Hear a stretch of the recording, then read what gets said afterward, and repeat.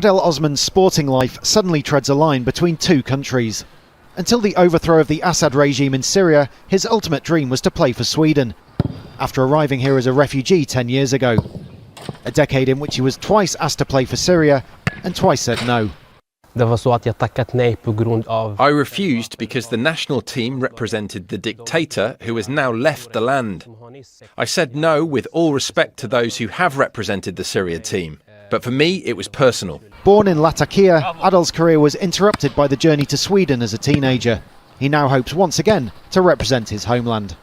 Adel Osman's hopes of playing for Syria come at a time when changes are already sweeping through a team that faced years of physical danger and political pressure under the Assad regime.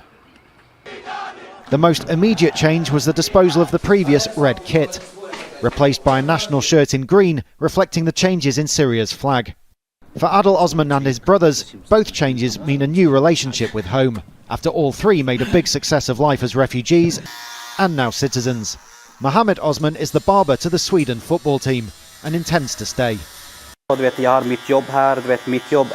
have my job here, many friends and many customers. It'll be great to go back and visit my family, but it's hard to leave everything I have here. The third brother Wada has other plans. He started bodybuilding while in refugee housing and turned professional in Sweden, but longed to represent Syria.